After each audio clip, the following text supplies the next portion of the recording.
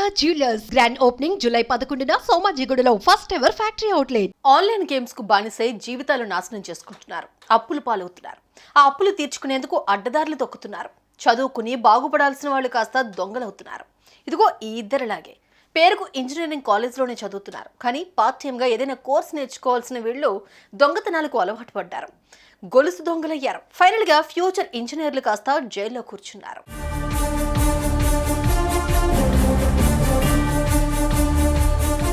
తల్లిదండ్రులు కష్టపడి చదివిస్తుంటే online games అని బెట్టింగ్ అని జీవితాలను నాశనం చేసుకుంటున్నారు.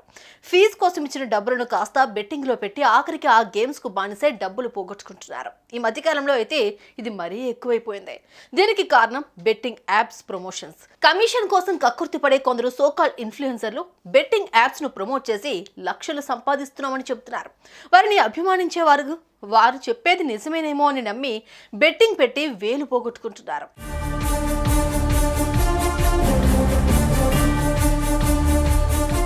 ఇదిగో అలా బెట్టింగ్ యాప్స్ ఆన్లైన్ గేమ్స్ కు బానిసయ్యారు ఈ ఇద్దరు యువకులు. మౌలాలీకి చెందిన దేవరకొండ 20 ఏళ్ల సాయితేజ, మియాపూర్ వాసి ఉజ్జని ఆకాష్ పీర్జాదిగూడలోని ఓ ప్రైవేట్ ఇంజనీరింగ్ కళాశాలలో బీటెక్ సెకండ్ ఇయర్ చదువుతున్నారు. ఎవరు చెప్పారో ఎలా కుదిరిందో కానీ వీరికి ఆన్లైన్లో గేమ్స్ బెట్టింగ్ పై డబ్బులు సంపాదించాలి అన్న ఆశ పుట్టింది. అందుకని ఇంట్లో డబ్బులు తీసుకుని అప్పులు చేసి మరీ బెట్టింగ్ పెట్టారు. ఫైనల్గా అందరిలాగే నష్టపోయారు.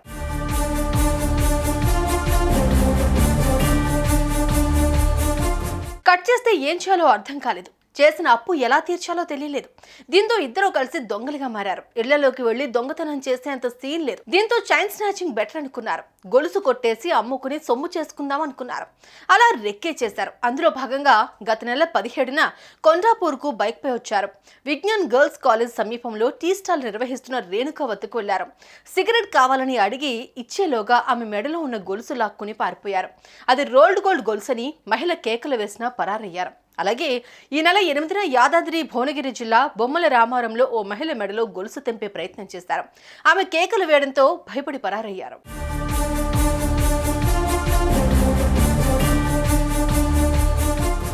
పోలీసులకు విషయం తెలియడంతో సీసీ కెమెరాల్లో నిందితులు ఉపయోగించిన వాహనం గుర్తించారు. వారిని గట్కేసర్ వద్ద అరెస్ట్ చేశారు. రోల్డ్ గోల్డ్ గొలుసు, బైక్ స్వాధీనం చేసుకుని రిమాండ్కు పంపించారు. కాగా ఈ 2 దొంగతనాలైనా లేక మరేమైనా చేశారా అనే కోణంలో పోలీసులు దర్యాప్తు చేస్తున్నారు.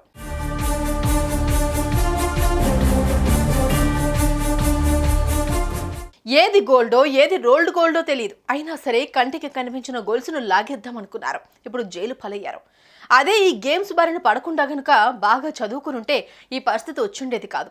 2 ఏళ్లలో మంచి ఉద్యోగం సంపాదించేవారు. కానీ ఇప్పుడు తల్లిదండ్రులకు తలనొప్పులు తెచ్చిపెట్టారు. సుమన్ టీవీలో మీ పర్సనల్ అండ్ బిజినెస్ ప్రమోషన్స్ కోసం కింది నెంబర్కి కాంటాక్ట్ చేయండి.